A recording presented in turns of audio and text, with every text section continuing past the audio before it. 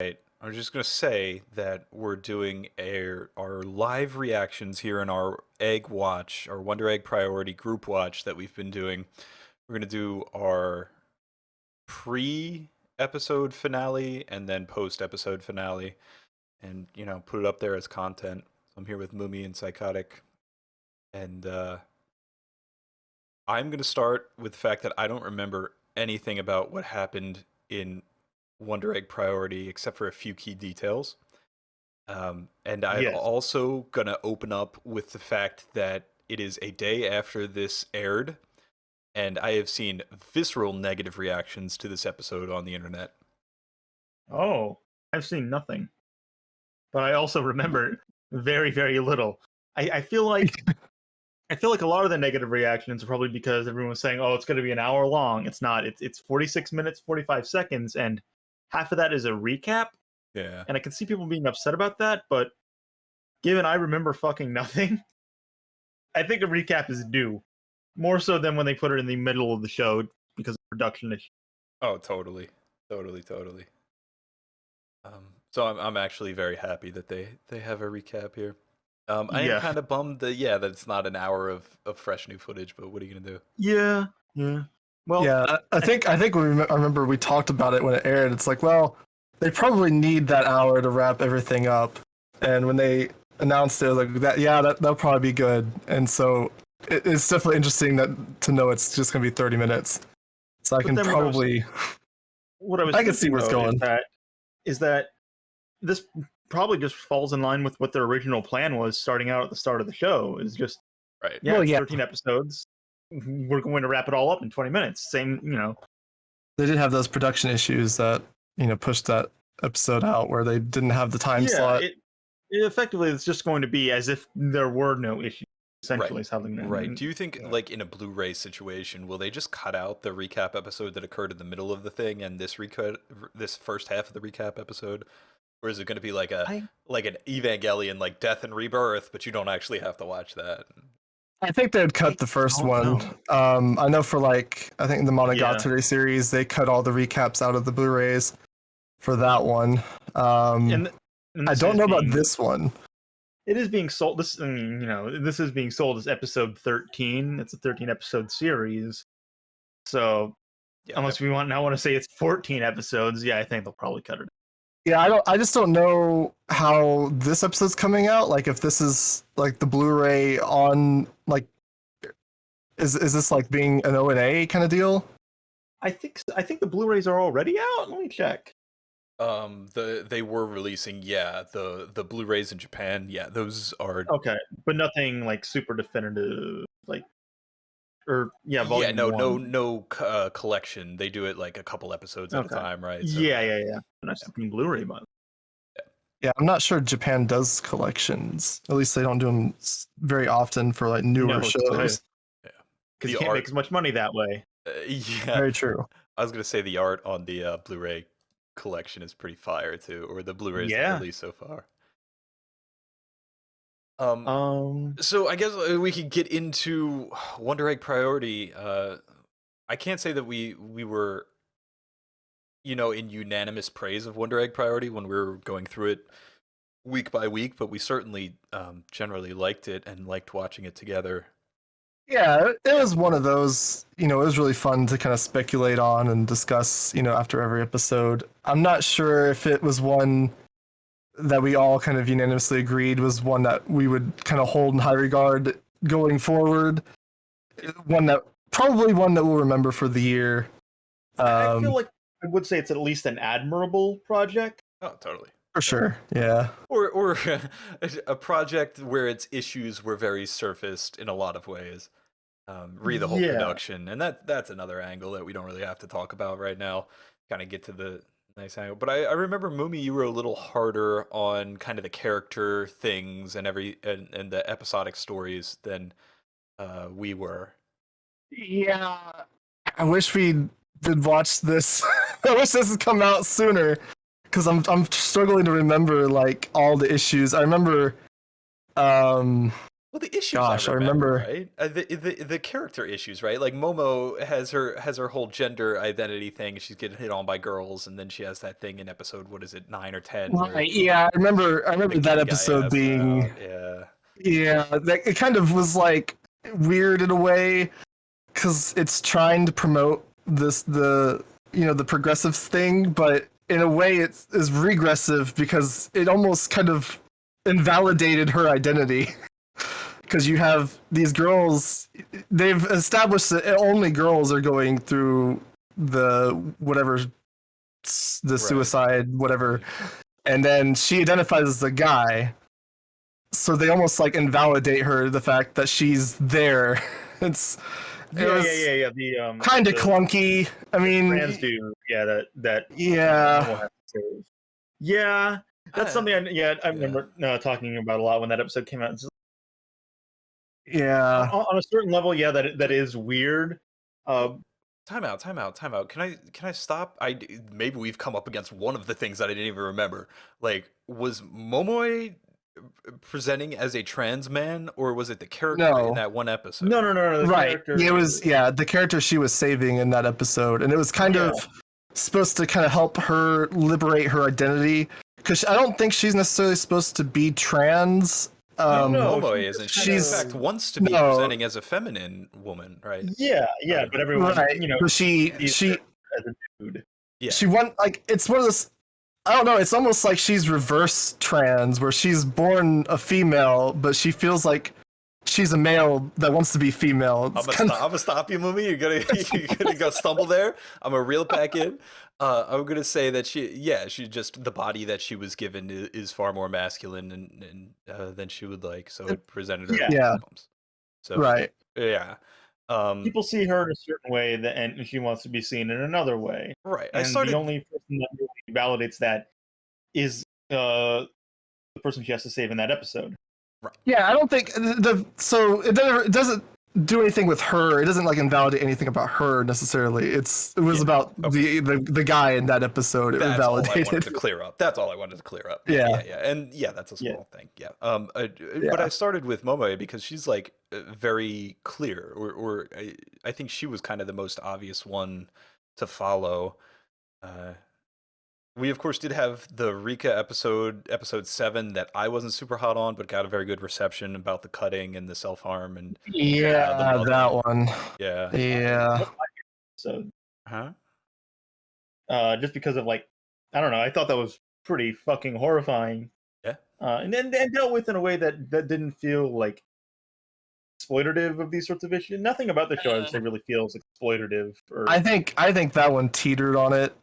I don't know. maybe Like, I do think you have to have that visceral, like guttural thing going, where you got to get that kind of a manipulation going for it to be effective. Right. Especially when you're kind of dealing with that kind of issue. But I don't know. That definitely kind of teetered on for me. I don't think it quite tipped to just straight out exploitive. Obviously, I still kind of like the show. If it went straight into like edgy, just schlock That territory, it would be a complete. really, But- it's so disappointing.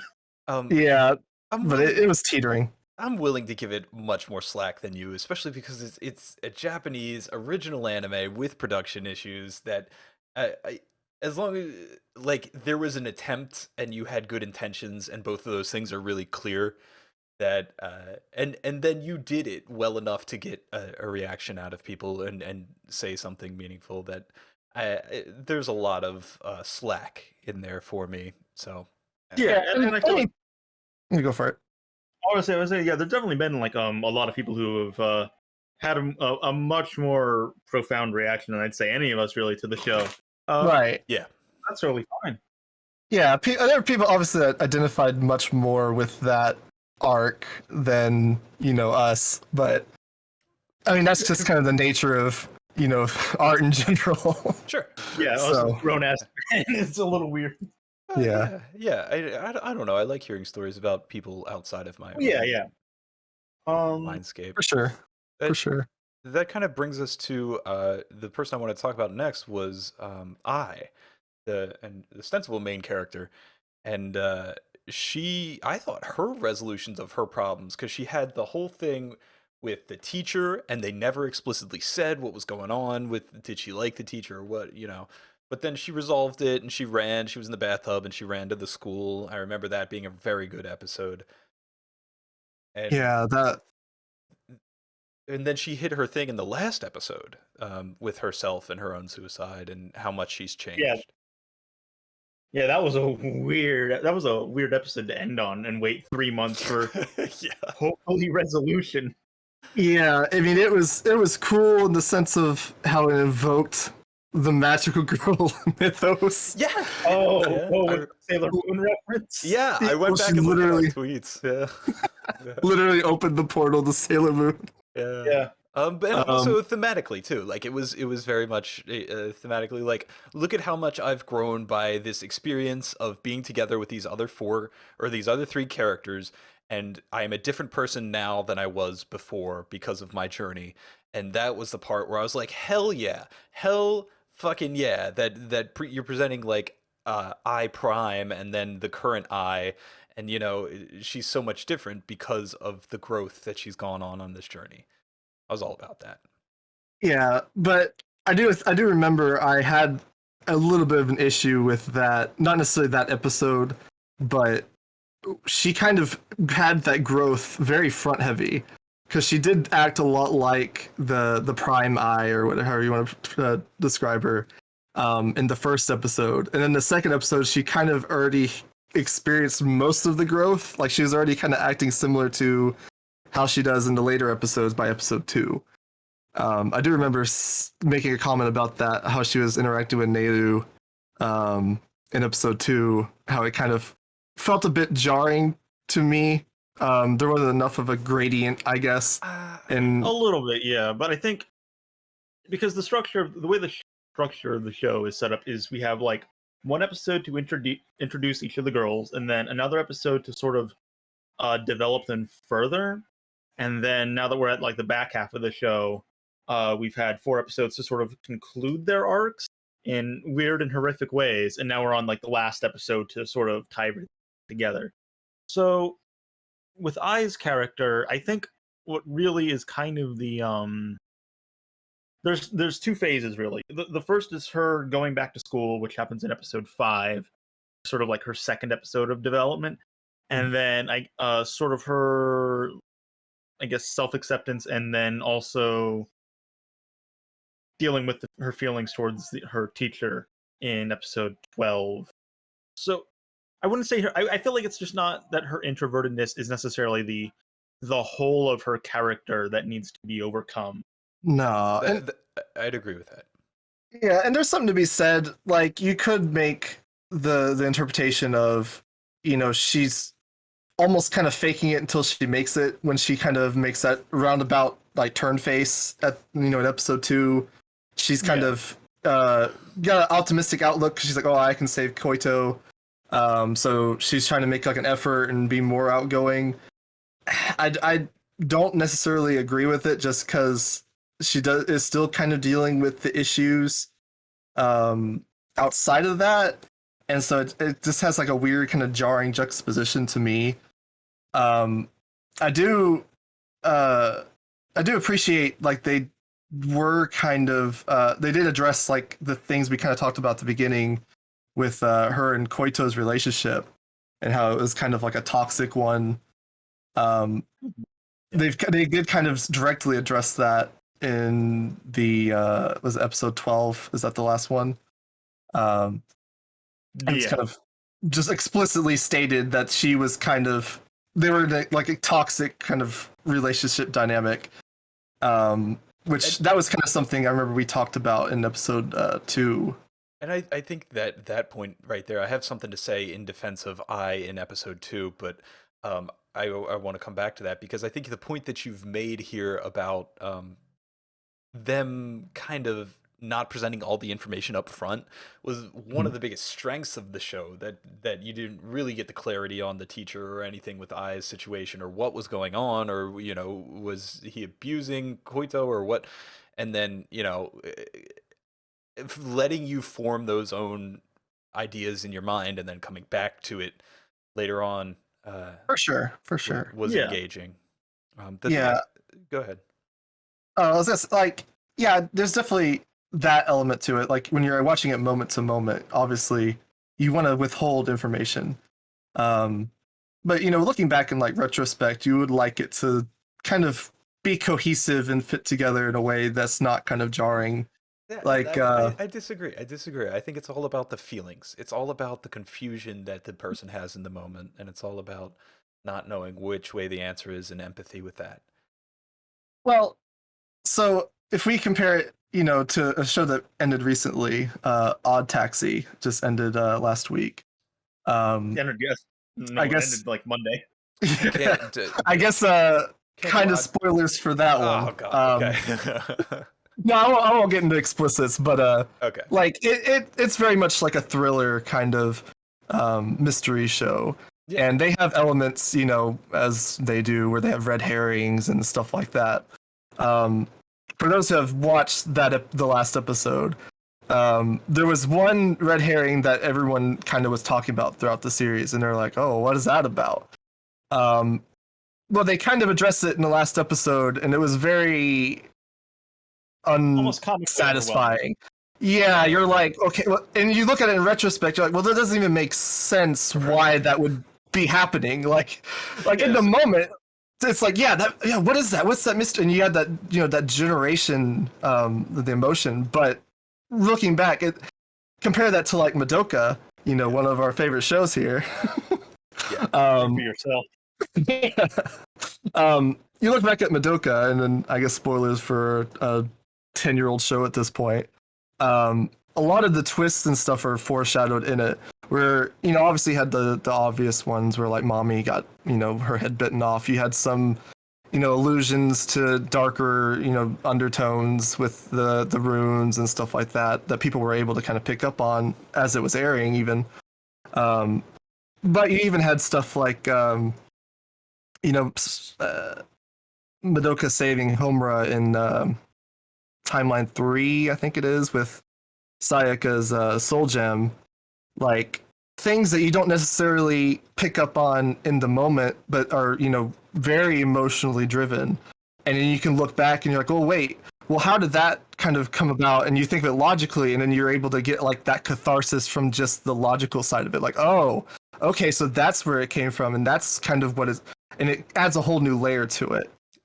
You speak of the kill problem, that if you present a plot thread and leave it dangling and don't make it meaningful at the end, then it becomes a negative, even if it worked in the moment. Yeah, basically. I definitely think Wonder Egg has a little bit of that issue. Yeah. We'll find out after this episode. So that's a good way to transition into what is, of course, the biggest plot thing that we're going to be talking about, and episode 11 and Frill. Or, I don't know. It was 10, whatever the number. And this is where I kind of started falling off the show, just being like, oh no, because there's this wonderful moment in like, I want to say it's the episode right before Frill was introduced, where you think that like the mannequins are Akka and Ura are about to go into like this long exposition dump. Yeah. And then all the girls are like, we don't fucking care. Yeah, that's gonna be my video, dude. That's my video that I'm making about that scene. I'm gonna make a video about that scene. That was such a great scene, and I wish that was almost like the thesis statement. Like whatever this broader conflict is that has been hinted at for most of the show, I was hoping that it just almost wouldn't matter in the end. Yeah, and it ended up it's kind of consumed the show in an unfortunate way. I think for me, anyway. I think we all. Go ahead. I 100% agree. Yeah, that's all I was going to say. I think we all are in agreement here that if it's then I'll make another reference. The Evangelion episode 25 and 26 is a totally fine ending for the series, and you don't need the first ancestral race or any of the bullshit that happens in End of Evangelion to have a satisfying conclusion. And I am of the agreement of that too. That you could have made a very nice ending to Wonder Egg Priority, not involving Frill or any of the mysteries of the Akkas and their Akkas. Yeah, it sort of shifted from being like very character centric to suddenly there's this big plot that we now have to deal with. Right. And how do you resolve and I would say that really I think my favorite part of the show isn't necessarily even like the individual character stuff. It's more so their group dynamic that I think was some of the best stuff in the show as a whole. So yeah, just I guess we'll see what happens with this fucking plot in this episode. I don't know what you're talking about. where we Watching left this for the off. pretty colors. The strength of the show as a magical girl show and is all the time that they have spent together as a group and all those moments. And I cannot imagine that this episode would throw away or destroy any of that or harm any of that. And if it does, wow, that's astonishing. If it doesn't really have, Unfortunate. yeah, so there's a number of things with the Frill storyline that if it doesn't present, Frill as a satisfying villain or any of the bug-headed things of, if it doesn't make good on that, then yeah, whatever, I can see that not being the case. But if it goes back on the fact that they're all a group and they're all together in their, support of each other, then I will be upset. That very much also leads into the kind of last plot thing that I wanted to bring up in this show talkiness, is about Nehru and how all the other girls kind of got some type of resolution with their issues, or I don't know, that's maybe not the case. They've all kind of had their monster killed by the bug-headed creatures and are panicking and dying, and then I had her whole resolution in the final episode before this one. Yeah, where her doppelganger alternate universe took the punishment for her. So I don't know if you remember this, but I went through after episode, was it 12? It might have been 11. The I episode or the Frill episode? It was one of those. I don't remember. But I went through and I got screen caps from some of the earlier episodes, and I was putting them together. And there was a couple of things. I'll link it so we can all know what I'm kind of referring to here. Because I did post it. It all has to do with the eyes. Tin hats. The two Dylans. So, because yeah, it could be, a coincidence, I guess. But if you remember when they went to Nehru's house, and it's like an episode 3, or house. Where they terminate the girl that she was on life support. That episode, right?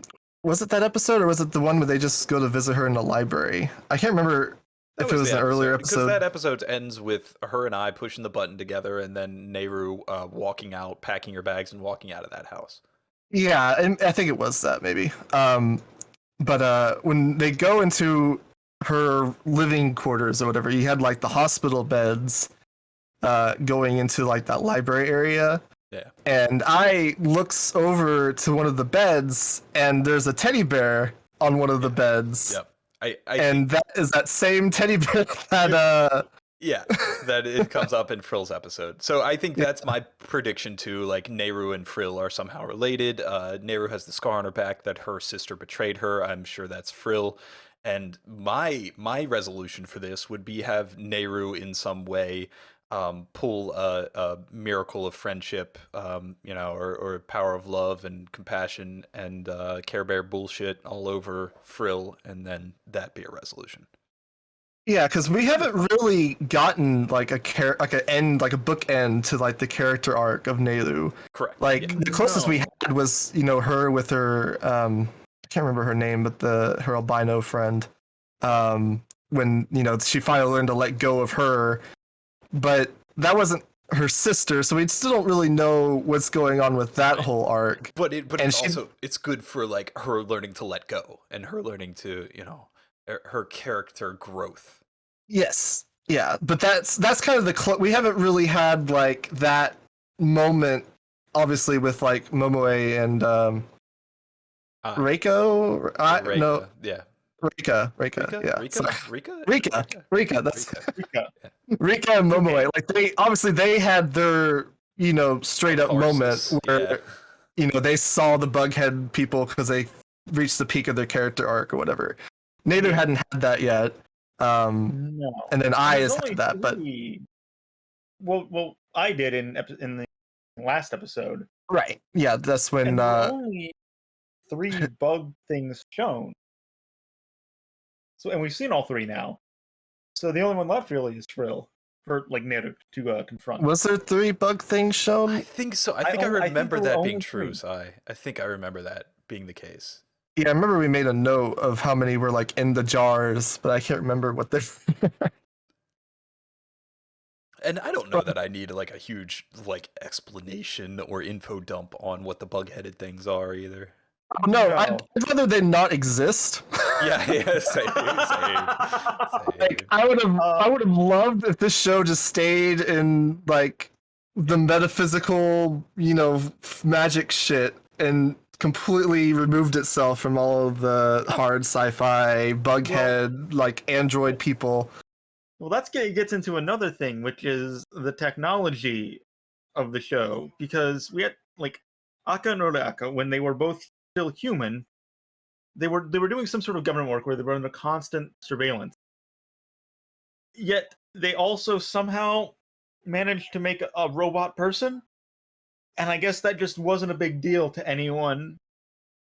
So it makes me wonder: there's a lot this of like? small Well, no, but plot holes that like begs that. the question: is this a common occurrence in this world? Right. Because we also have Neru saying, "Oh yeah, I was grown in a vat," and they're all just like, "Oh, okay."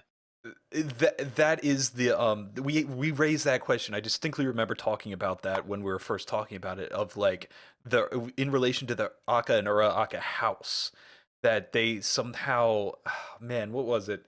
That there's like the fantasy world, right, with all the crazy spirit battles and technicolor monsters, and then there's the real quote unquote world, and they have transitions. In episode 1 she slides down the whole slide to get into the thing, and then Yeah, Alice in Wonderland. yeah, and all those illusions. And like, how are we to read that? Is there a blending of the worlds? Does Frill operate in the real world? And is everything else metaphorical? On what level are we to understand the fantasy in this show? Yeah, And and the answer is computers. the whole eye thing in the last episode muddies it even more. Obviously, they touched on it. Well, they touched on it in Nelu's episode when they talked about her second episode when they're talking about like alternate realities. So that begs the question.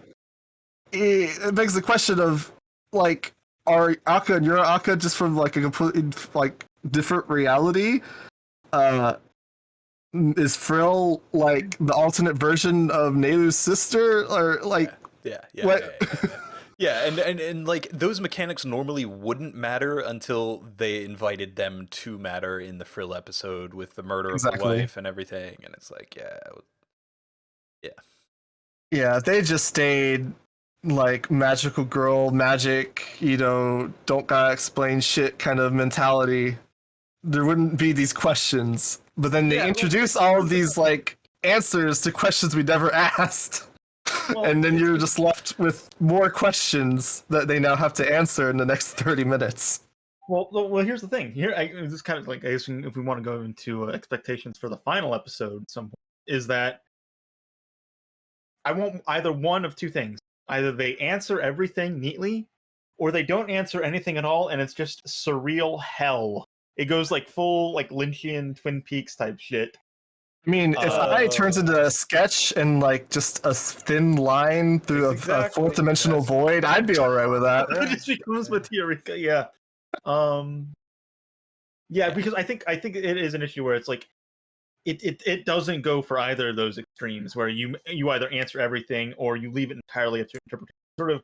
It sort of goes down the middle there, and it's kind of what muddled and not as satisfying. It's as if they left it all either totally ambiguous or totally answered.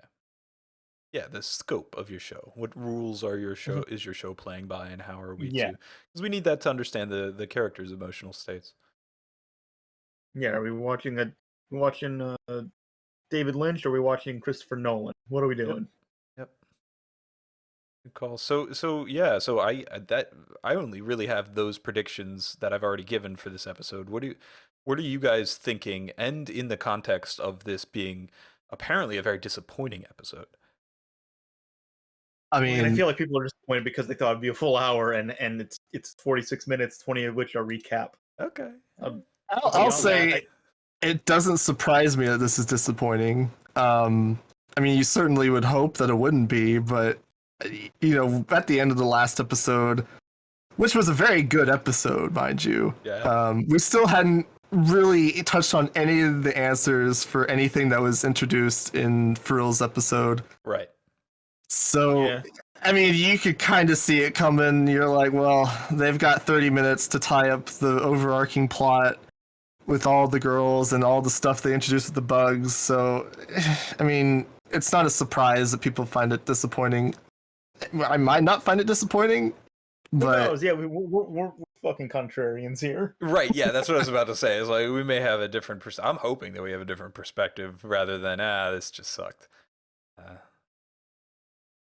but yeah. As far as predictions, other than Nelu and Frill being kind of tied together, I don't really have any. I mean, we know we talked on like the Oedipus and all that shit.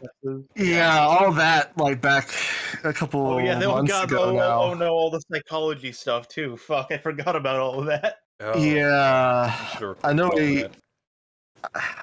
I mean, if they just didn't address any of that, part of me would be like irritated, like, okay, why even bring it up? And I think in the moment I would just be like, thank God they didn't waste my time trying to explain that bullshit. Yeah.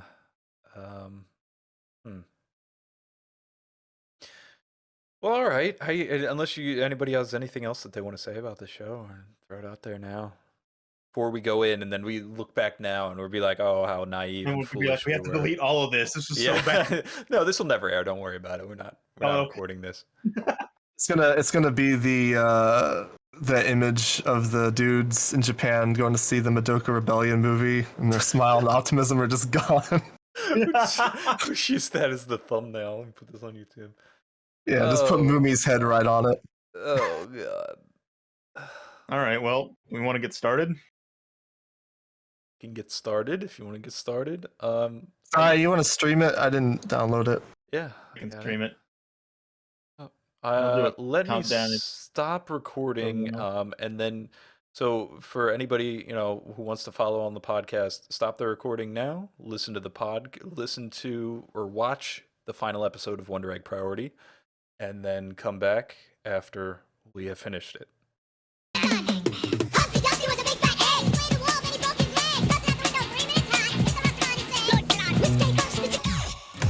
What the fuck?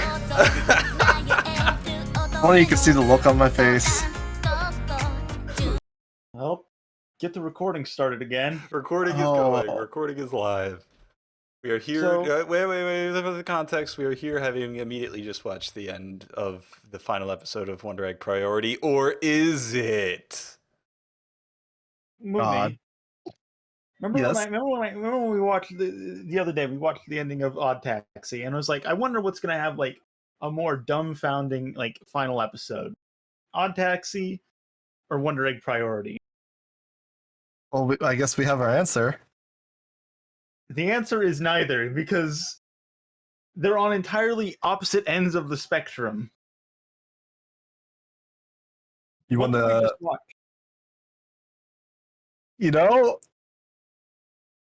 I kind of liked it. So did I, but we all ended up being wrong. Oh, I was way into that episode. I liked that quite a bit. I liked it until the end of the episode. It kind of felt like they didn't commit. Like they should have just committed to the refusal of the call. What? Oh, you wanted the Kumamiko ending. You wanted to know everybody failed. Yeah, they should have just committed, because like they didn't have enough time to like have her actually go fill the Redeemer role and totally like actually have the fulfillment in that ending. So they should have just cut that whole last like minute off where she's like, "I is back." It's like, okay, I didn't need that. That's not how you wrap this. Oh no, fucking movie. That would just be the bad ending. That would just be. And then everybody forgot about Nehru. Momo was too scared to get hurt again. Rika didn't, want to because she wasn't human. She didn't feel the need to go chase her, but then we saw in that scene that Rika didn't want to be hurt again. She didn't want to lose Manen. She didn't want to lose. She didn't want to go through all that pain again. And then that kind of leads into the eye thing. So it's kind of like just steering off the cliff of, oh, bad ending, bad ending. But then they didn't do bad ending. They did tune in next season. They did a non-ending. Well, no, because here's the thing. No, I'm fine with this as like the definitive ending, and there is no more, because it just ties into what I was saying earlier about, like, there's that scene where you think they're going to go into an exposition dump, and then they just don't. And this is exactly that, where you think it's going to be this like big climax, and then they just don't, because the plot never mattered. Well, hold on, but the plot never mattered, and that's fine. Like, I didn't need. We did get something like I predicted, with obviously Nehru is related to Frill in some way, and then in some way, yeah. Like they've hinted at that, right? And they're like, okay, maybe the whole plot of how Frill is affecting these girls and their suicides could matter in some other context, but not for this last episode. And they just didn't even try to go down that road, and that's fine. Like, totally, But the emotional thing is like, hey, we had this bond, we had these four people together, we had something special here, and Ai's talking about it as she's walking through that last episode, and she has the flashbacks, and that mattering and that being meaningful, and then coming back to. We got to go back, Doc. It's your children, Marty. I'm in on that because it avoided that, just negative ending of we went a little bit and I don't want to get hurt again. Yeah. So, okay. I'm down for an ending that's like tune in for. I somehow don't think they're going to do a season 2. I think it would be like a movie. Sure. I'm fine with they don't do anything. I'm fine with how this ended. Really? I'm not. Like, if they had done... Okay. If they had ended it where, like, maybe she just grips her chest and then, like, it kind of alludes to, like, she's not satisfied, and they just kind of cut it there, I would have been okay with that. Like, okay. You kind of have, like, the conclusiveness. Yes. If you want it, you got the ambiguity dangling string. Maybe it's a bad ending, maybe it's not. Right. Like, that would have been good. I would have been happy with that. But the whole... It kind of ties into my issue with the series as a whole after that point. Like, the whole, kind of... I mean, I guess there's a charm to it, which I guess it vibes with some people. The whole kind of, like, cheesy, we're gonna beat him up kind of thing. And then she's, like, looks at the camera, eyes back, and does directly to the camera and doing the victory sign.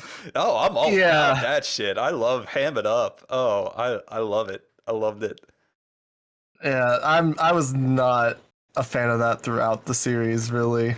Okay, that's fair. And I'm fine with where they ended. I don't need I don't need them to defeat Frill or anything.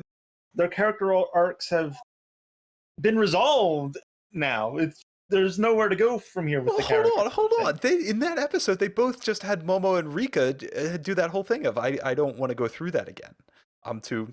Okay, they're just like, then I don't want to go through that again. Lessons learned.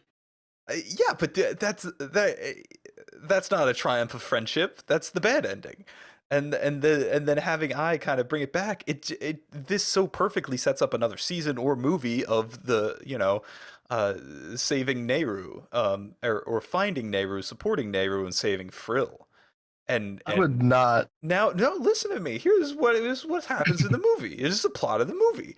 Ai goes and she has to convince Rika and Momoe, who are both, that bad things happen and we went through a lot together, but we got through it together, and I value that as much, and I know you value Nehru as much as we did too. And then and let's do it. And then they all, there's drama in the first act of her recruiting both of those guys, and then they, power up, and then they go to wherever Nehru is in that field. I guess we got a shot of Nehru laying down in a field.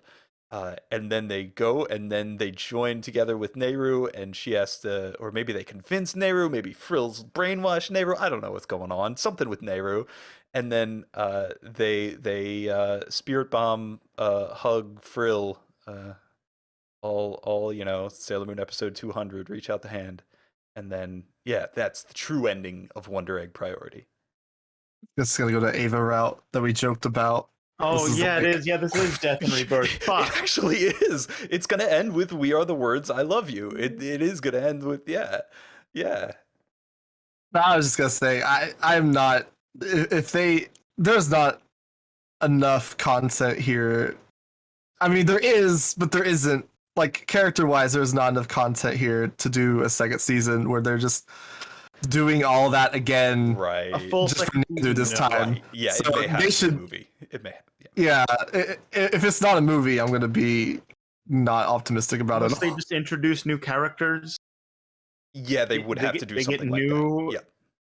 Yeah, Rika and Momoe just continue to refuse the call, so we focus on 2 or 3 new girls. Yeah, maybe one new girl. Maybe you could make a focus of that, but you could still have to do that in the context of the movie to make her be the catalyst. But I don't know. The story is so like the clear emphasis is on how much they experienced, the trauma that they went through to save these girls, and the bonds that they made together in doing that, versus how much they don't want to experience that trauma again, but they do obviously still love Nehru. So like adding in another character, maybe Kotobuki could be the focus for that. I don't know. It would be really hard, is what I'm saying, adding new characters or, breathing life into a second season, like you say, Sai. So yeah, I think movie. Yeah, definitely. Yeah, I think if they do anything, yeah. The movie would just be the climax everyone expected of just that we expect money at the wall. Yeah. And you could avoid a lot of production issues. You'd make a lot more money. Yeah, it just makes much more sense. Yeah, other than that, our expectations have been subverted because it was so anticlimactic. Yeah, actually, well, damn. All right. But so I'm down for it because I feel like it's kind of touching on an interesting aspect that's not always kind of touched on in magical girl shows of what happens next kind of thing. Yeah. Moving on. Well, yeah, because the magical girl shows is typically you have a year that you can be whatever or do whatever, and they go through the year and it's this eventful change in their life, and they go through all these larger than life experiences. They fight God. Yeah. Something happens in your sophomore year. Yeah. I mean, you peak in high school. That. So they do all this stuff, and then it kind of just ends, and they they kind of have a glimpse, and they're like, oh, we'll go on and have fruitful lives, and it just kind of ends or whatever. Very rarely do they actually kind of go back and kind of explore the psychology of what would that kind of thing have an effect on the girl in question, how will she kind of impact her moving forward kind of thing.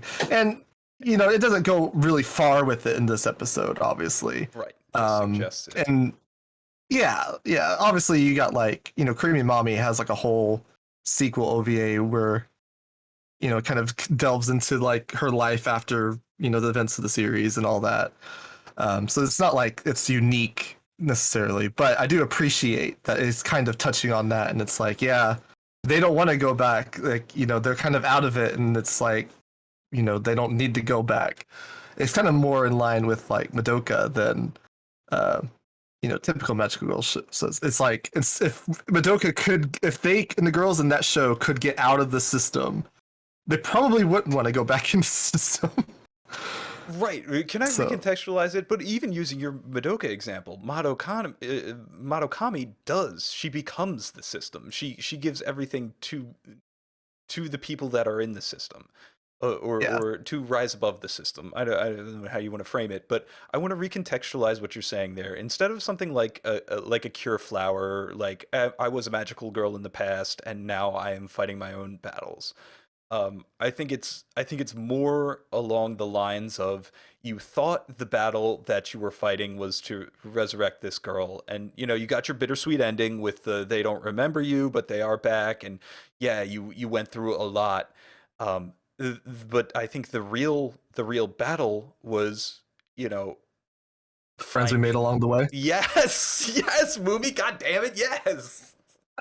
Yeah, it's like, how much does that matter to you, and how much can you prove that that matters to you?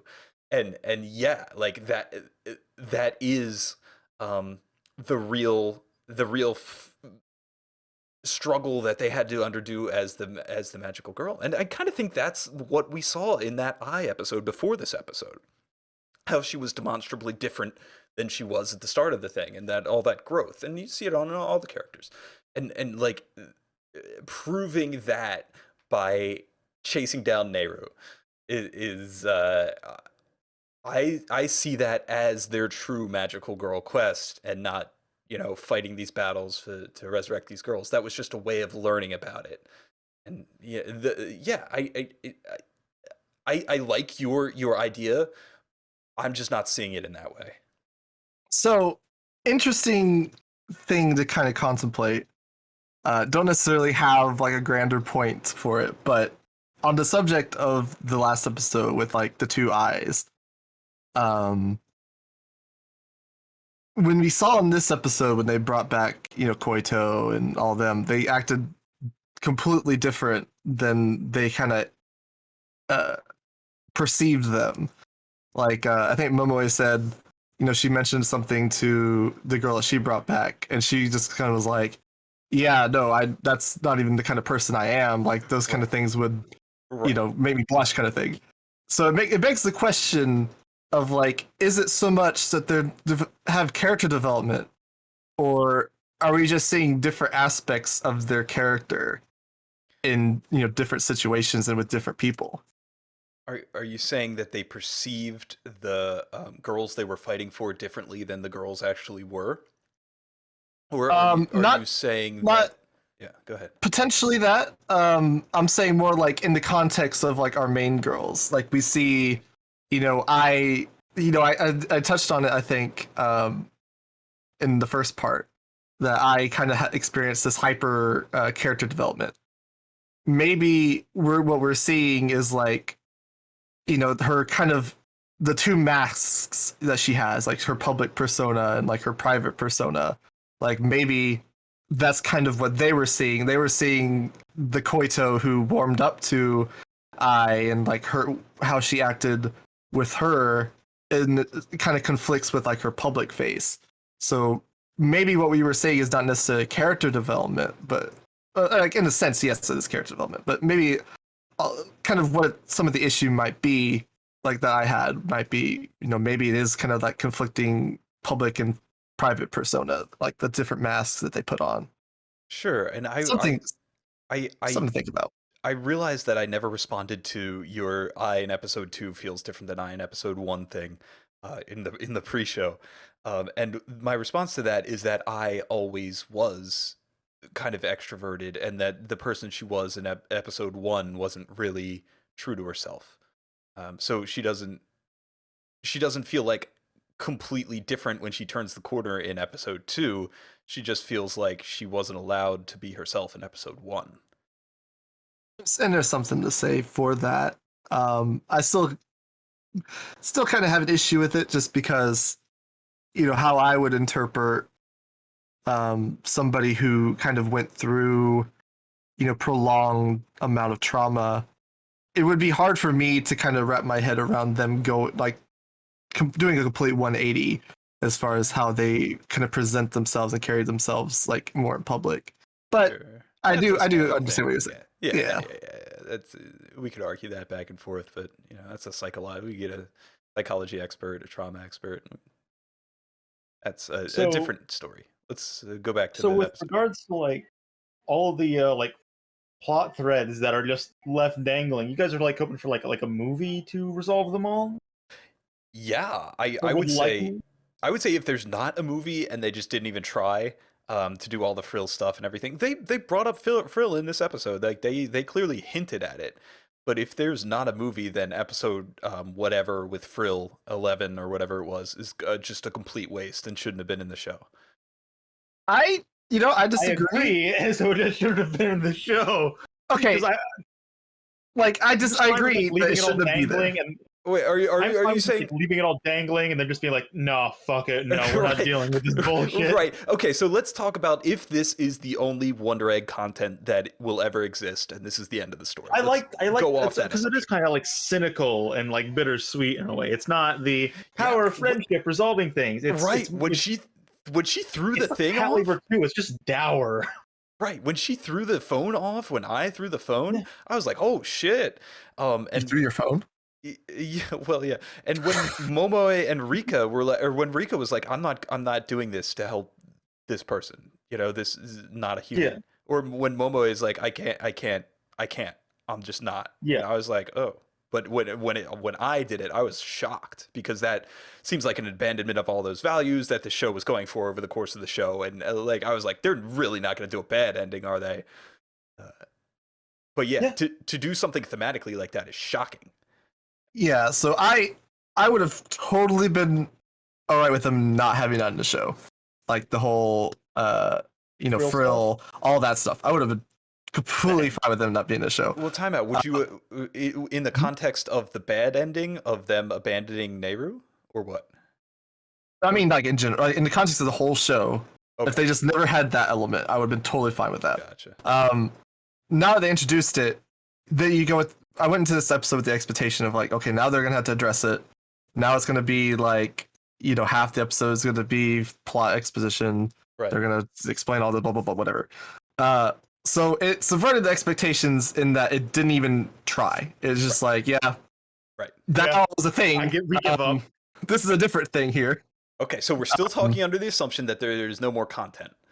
Then Right. Yes. Yeah, If that there's is no more content, I would Because, not well- be happy with like how it exactly ended. right.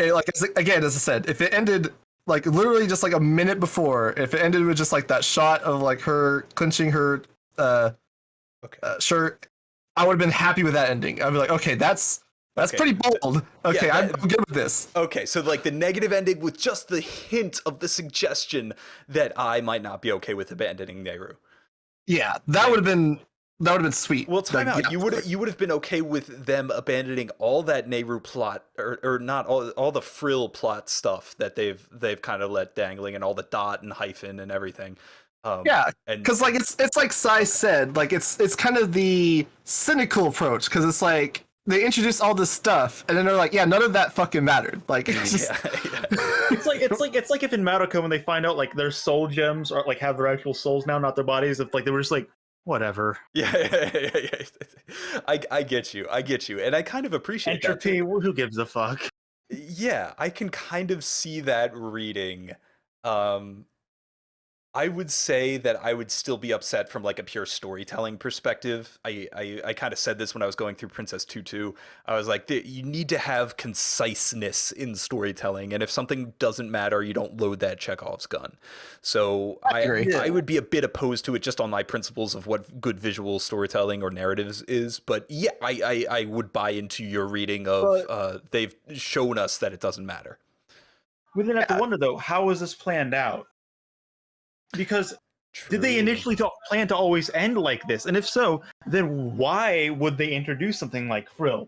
Would it be introduced literally just for the purpose of subverting it in the final episode by basically saying it doesn't matter? True. Yeah, that Because would then be... that does kind of lend it some like credence to the idea of there being some sort of movie where it's like, well, no sensible, sane person would fucking do that. Right. That's insane. Clearly, there has to be something more. Yeah. No scriptwriter can get away with that. No director would be able to pass. No, a producer would be like, "What are you doing?" Yeah. Yeah, then maybe that lends credence to the whole Evangelion thing, where Yeah. Which had like the ending planned out, and then the production errors kind of came in. Not necessarily that this happened with Evangelion, but the production errors came in and they had to push it out, and then they were like, well, maybe we should just make it into a movie. Why make it an hour-long OVA? Let's just, lead up into a movie. Yeah. And that's entirely possible. Yeah, well, when was End of Evangelion announced? Would have been like at the same time as Death and Rebirth? I don't know the exact. Oh man, we need a fact check on this because it does kind of matter. Like it does kind of. Yeah, because already like it because last episode of Wonder Egg. Yeah, I mean, there's not going to be a lot of sources you're going to be able to find in English, at least, of when it was announced. And wise I don't and know, like, man. Have you been on Ava Geeks? Like, if there's any anime in existence that with this information would be there for, it's Ava. That said, I do not think that when episode 25 and 26 aired, that the end of Evangelion was even more than just like a suggestion or like a pie in the sky dream. I think they probably knew that they were going to be doing End of Ava by the time of episode 26. You think 25 so? and 26? Jeez. Well, when you watch those episodes, they do allude to a lot of events that happened in End of Ava.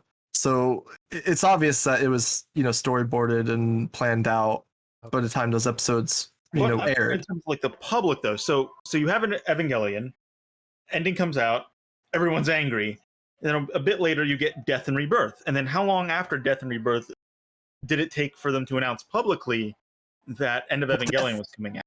Death and Rebirth was half of End of Evangelion. Yeah, it was half. And then how long did it take to get the other half?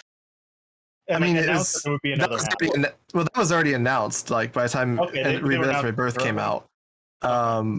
But before Death and Rebirth, I'm not sure there wasn't anything announced. I don't think at the end of the TV series. I'm sure somebody listening to this would be screaming at their computer, being like, "Ah, no, it was all."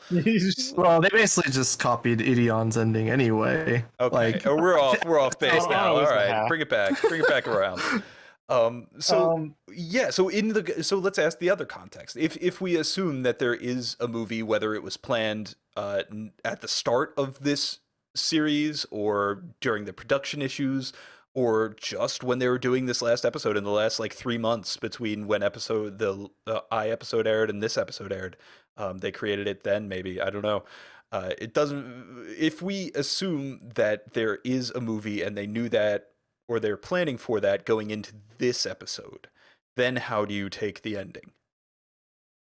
Well, I take the ending as just kind of bland and necessary, I guess. It's just like, oh, okay. It's not really an ending then. Yeah, it's just another episode. No. Yeah, it's just but wait, there's more.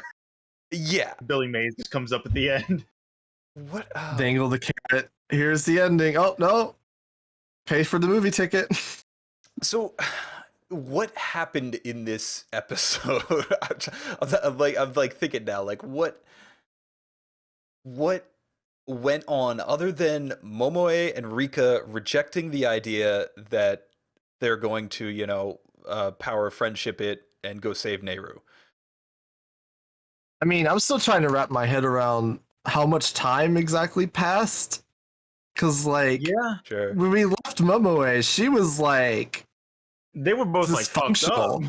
She wouldn't leave the room. They were too. I mean, it is nice to see that they're doing all right. Well, isn't that time out? Isn't that like a thing? Isn't that part of the idea of why Momoe and Rika would both refuse the call, literally refuse the call from Nehru, right? Sure, yeah. It's still with them, but it's not constantly debilitating to like their daily lives. Right. And then but it's still just sorry, go ahead. It still just begs the question, like, how much time exactly was there between episode 12 and this episode? But then it also kind of like fits in with the theme of just moving on. Yeah. Yeah, I guess the thing that made me so resistive to that, and when those three girls did that, they and especially I throwing the phone off the Yeah. balcony, was that you're abandoning your friend, and like in my mind as as like magical girl, somebody who has lived and breathed this, that man, you wouldn't even have this. You would have, like, if it was Utna, right? Or like you, or if it was, I don't know, Sabomi, or because we've been using her a lot. Like, Hugto. Who? Hugto, where they Hugto, actually yeah. have the android. Absolutely. So like there wouldn't even, you wouldn't even have, the main character wouldn't even pause. There wouldn't even be this type of hesitation, and that's kind of why this is in Yeah. the Madoka vein of Magical Girl Show, right? Like that they Yeah. actually give you the hint of the bad ending and make that legitimate, because every other magical girl, you know, your Sakura Kinomoto's and everybody would just be like, we're obviously going to save them, like right now, and then they would go immediately, uh, and and yeah, so that to me in this episode was entertaining and shocking, and boy, if it didn't give me that, if it did a hard bad ending, I would have been like, whew. It's interesting that, you know, in the show that kind of does tackle the themes of like identity and like who you identify as, that they then question like if they should even bother rescuing her because she is an android. Yes, they do that a lot though, right? Like talk specifically Frill. They refer to her as you monster, you know, in that thing, and she says Furilu. You know, she like calling somebody by their name and appreciating them as a person for who they are, and that's like, you know, Yeah. core magical girl bullshit, and that's what I would expect to see when they redeem Frill in the movie. Um, So maybe that ties into like the movie where, you know, they kind of accept them for who they are. They're not who's they? And who is the they? I and Neilu and like not Neilu, sorry, I and Rika and Momoe kind of come to like they get over that hesitation and accept Neilu for, you know, Gotcha. who she is, Gotcha. Yeah. and that hurdle kind of allows them to, you know, get to the platform or the hurdle or whatever you want, the analogy you want to go with, of accepting Frill for who she is. Yes, 100%. Yes. And I think too that you have so much juicy drama there. Like it writes itself, you know. You have all this Yeah, stuff. it makes me wonder, like what, however many episodes ago, when they first asked, like, what's up with Naru, and she's like, oh yeah, I was like artificially inseminated or whatever. Now we know she's lying. It's like, and now we know kind of why she lies, because it's kind of weird to be like, oh, I'm a fucking robot. Yeah, and that was the kind of the whole thing about like even episode 1, Eye in her eyes, and like she's being, Yeah. you know, and judging people by appearances. Yeah, it's the You know, entire show. it does make it interesting that she is the older sister when she is a robot copy of the real, you know, whatever her name was, the real girl, Ailu. Yeah. Wait, what? Okay, Uh, I did not like understand that plot point in full. Yeah, that was weird. Um, Kind of, again, just treated her like it didn't even matter. Okay, so from what I understood or how I took it was that there's another copy of a Nehru android, and they're just using that one now because the actual Nehru is out and about. And I no, didn't. what how I took it was she was saying that she built an android of Ailu, Wait, time out. and Who's that's who she? Neilu, Wait, time out. Who's she was saying? the albino girl. Oh, Koibito. Not Yeah, she Koibito, says that she built an android, and so they were saying that Neilu the whole time had been an android and wasn't actually a real person, Right. I and got that. Ailu was the real person. Airu was the real person. But how Yeah. is she? I was She's jealous younger. of Naru and then attacked. Because like when they were saying like, oh, Neilu was gonna save her Emoto, like her little sister. Yeah. So I was just saying that's kind of interesting that she would identify as being the older sister when usually when they build a robot that comes after a person that already existed, they're considered like the younger sibling. Well, time out. Can I go deeper on this one? One, Sure. I think the secretary is the actual human being that Nehru was based off of, because they have the same hair and skin tone. Is anybody else getting that? Maybe. Was anybody else feeling that? I mean, Maybe. Okay. They Speculate. are like Well, actually, I was gonna say, like, I thought Nelu or not Nelu. Well, yeah, I guess Nelu was like almost like a clone or Yeah. a test tube baby or whatever. But now that we've got that revelation of she's an android, it kind of makes more sense that she had that kind of backstory. So then it begs the question of like if Aidu is in this similar position or if she's just like someone's daughter, like Right, her right. biological daughter. Right. Okay. Yeah. So that plot point, yes, I will acknowledge that we don't know, but I will also acknowledge that they could just be lying to us, and that her young, what is her name? Aidu, Ailu I think. is the younger version of Nehru, and she could be an android. She could be another copy of Nehru, right? She could be the biological daughter of the secretary or something. Who knows? Who cares? I think though the point that I want to emphasize is that the younger sister who stabbed Nehru in the back, I believe still to be Frill, and not Aidu.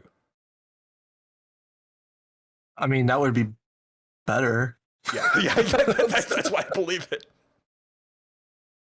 Yeah. Yeah, I because it mean, doesn't make now that much they've sense. Yeah, yeah, exactly. Like that makes no storytelling sense. Like, yeah, I mean, I guess if you want to excuse it, it would almost kind of make sense because if Aidu is literally just a carbon copy of Aidu, except they have different experiences because she's living her own life and Aidu is living another life, it would make sense that they wouldn't really focus on Aidu and like developing the relationship together because they're essentially supposed to be kind of the same person. right. And then Um, why would Nehru leave to, you know, she would confront Iru where they are. yeah. Mm, yeah, it'd definitely would be better if Frill was the one, but I'm not so sure it's going to be the case, unfortunately. Now. So, Why? so is the reason just because like they're both robots, they have the same eye color, and I guess you get a teddy bear when you order. Yeah, I remember we made that observation that they had the same eye color. Yeah. And Turns out, yeah. go ahead. Oh, I was saying, yeah. It just turns out they're not related. They're just the same model. Yeah. Yeah, That she I was mean, grown. Yeah, yeah, yeah. And I like that because it has the Nehru knew a bit about Uraka and Uraka, so they're probably involved with, the giant corporation that grows the androids or whatever, plot, whatever. Yeah. Um the the thing I was thinking about was Frill, and Frill showed up in this episode. How did you feel that we didn't get shown Nehru's encounter with Dot and Hyphen and Frill? Or that would be good in playing into the cynical like none of this matters. Like we built up this expectation of you're gonna have this climatic encounter and I and Momoe and Arika are all gonna band together with the power of friendship and Neiru to overcome Frill and all this, and then the quote unquote like confrontation in the episode is just off screen. yeah. Hey, there's three of us, so there's one of you. Oh, we're not gonna fight. Oh, okay. Yep. Yep. Yep. I Yeah, agree. it was good in that sense. Yeah. If we're going with the ending of it being positive, it's just kind of like I don't know. It feels almost more. It feels to me, it almost feels more cynical because it's like, how do we draw this out to then lead into the movie? Oh, okay. I get what you're saying. So it's less production time crunch panic and more cash money. Yeah, Yeah. yeah. At least in the context of them making a movie. Well, ethical consumption under capitalism isn't possible, so you keep pressing on. Yeah, no, and what does Frill say? She says, "Do you want to come with me and be human?" Right? Or is that what she said? Yeah, she Yeah. she was saying something about like I know the desire that I can understand the desire that your friends cannot Oh, come with me and I can time the fuck you out. know Time the fuck out. Okay, yes. Let's take that and then let's bring that in with her speech that was shown at the start of the recap episode that she does in episode 2 of why she's fighting. She's fighting for her sister. If we assume that, for the sake of her sister, if we assume that Frill is that sister of whom she speaks, then that takes on like a whole nother context of like Frill thinks Nehru is fighting to be human, or that's her true desire, but then Nehru is fighting for Frill to be, appreciated as human or seen in full as human. Ooh. See, Ooh, that's so that good. could potentially work if that's how Nelu sees it, but I don't think that's how it's being presented in the show. Yeah. Like, Well, yeah. obviously now that we saw Frill and Nelu interact, and they didn't really have any kind of familiarity. Like Frill was just like, "Oh, hey, you should come with me because we can be friends." Now, that could be explained by maybe the Frill that's in the Wired or the Jellyfish realm, whatever you want to call it. Uh, Maybe she has like the same kind of syndrome that Koito and the other girls that were revived do, where they don't recognize uh, their sister or friends or whatever. That's a potential twist or whatever, I guess, for the movie. Very twisty. And they got to break through. But then the albino girl did remember, right? Ooh. Yeah, she Ooh. did. Well, she was from another dimension. Oh, okay. The one that was in like the vat, or like not the vat, but like that was basically dead. Yeah, the vegetable. And then they just basically they were saying like she was able to resurrect because Nelu was able to move on and kill the one that was just sitting there comatose in this dimension. Right.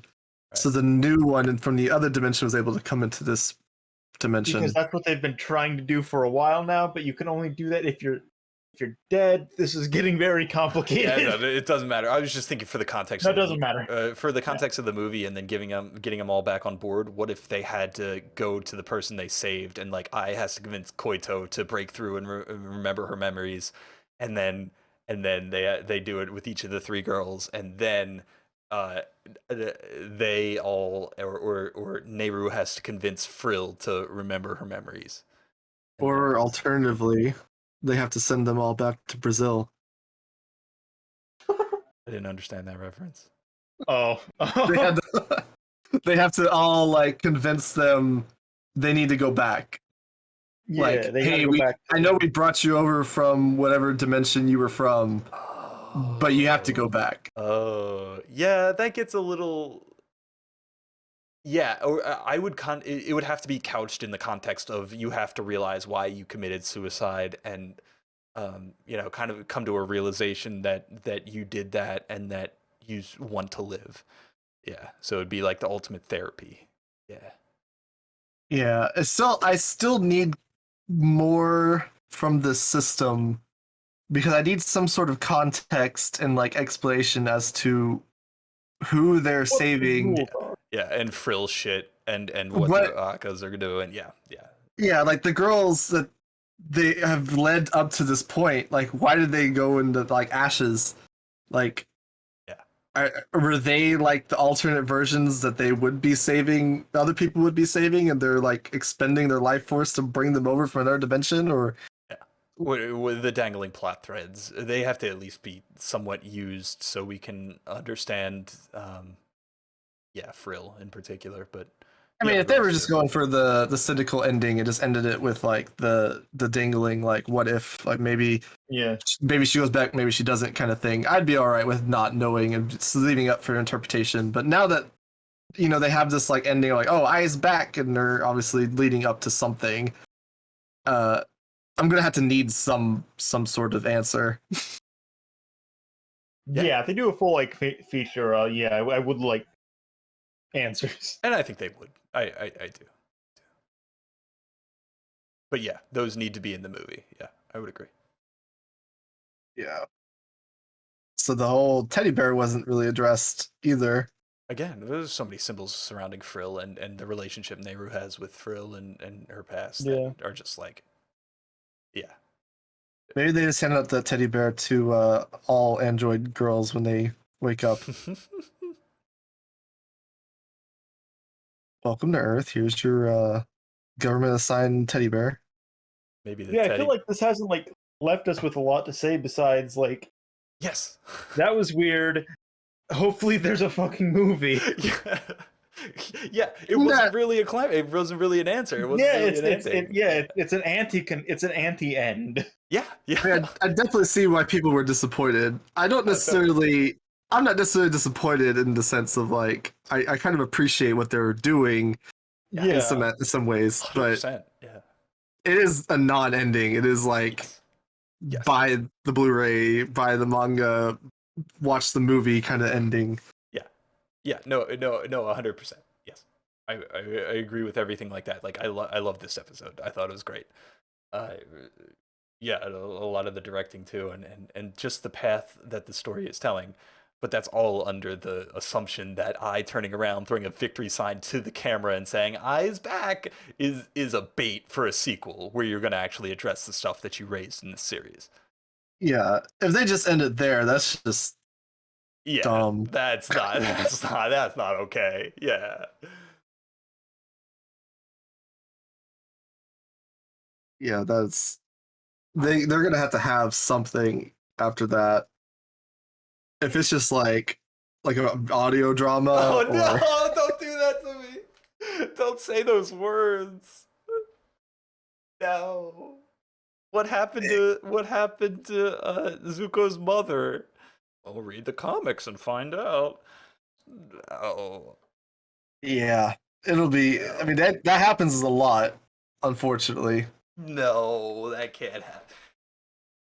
I mean, They had enough bravado with the production of this show and the creation of this show that and how much of a story that they wanted to tell. There's too much passion here to end it on an audio drama. There's too much money left on the table. Yeah, dude, I go see this 3 times. Give me the movie. Yeah. Fuck, I'll make a video about the symbols. The moral of the story is buy the Blu-rays. I will. Well, I will. the thing to look forward to with the movie is the action should be pretty great. Yeah. Especially if they take There a is year. no action. The movie is just gonna be Materia Rico for 3 hours. Oh no. Hey, I'd watch that. Oh my god. They can't do recap films. That would almost remind me of watching Rebellion in the theater. Yeah. Oh. Yeah. All the oxygen just deflates from the room. There's too many parallels to Evangelion and Madoka in this show. Oh. Every 10 years, we gotta have something like this. True, it's been 10 years. Well, Great.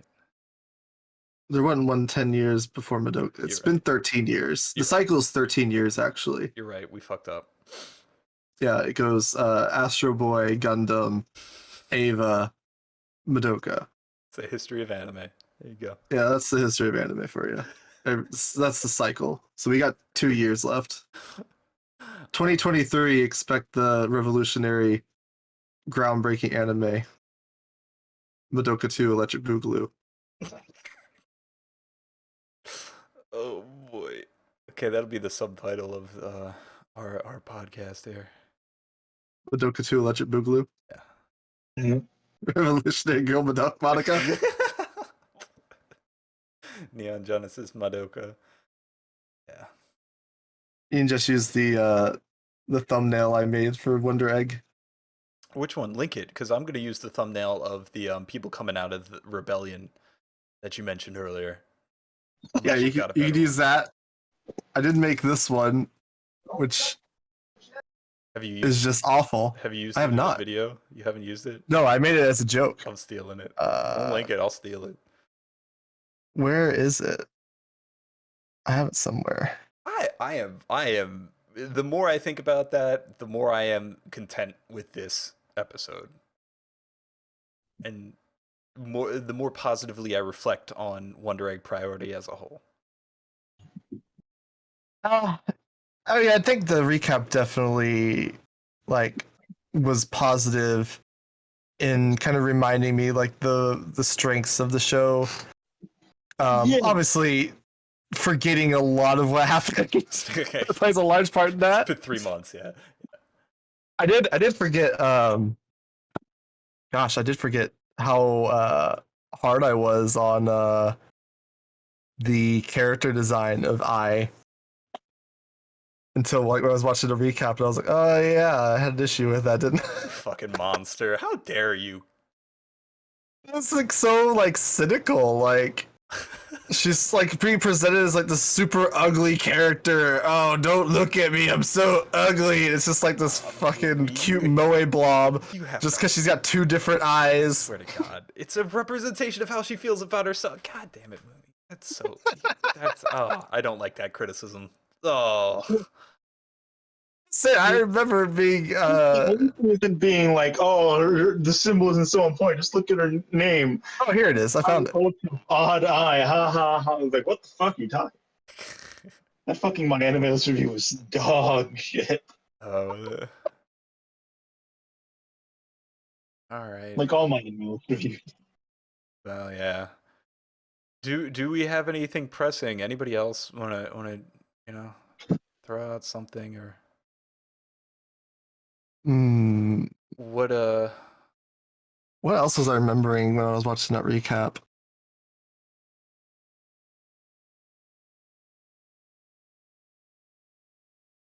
You haven't Oh, no, used this? No, Oh my God, I'm stealing this. wet egg priority. Oh god. Oh, I'm That's gonna wind the podcast down here. I'm gonna wind this up and get this out to the people so they can know. Do you wanna get any last words in on Wonder Egg Priority? Do you wanna hit him up, sub the Movies channel on YouTube? Go ahead. Wonder Egg Priority was the worst show I've ever seen in my life. Wow. 6 out of 10. It was okay. subscribe to G Johns. Did you like switch to your toaster's microphone or Yeah, what? you're getting bad audio My quality. phone because electricity hit my house. Oh geez. shit. Oh, they don't want you talking bad about Wonder Egg Priority. All right, Scoutic, I Yeah. saw you unmute. Hit him with it. Watch Monica instead. Oh shit! Okay, that's it. Right in the podcast there. Thank you, everybody.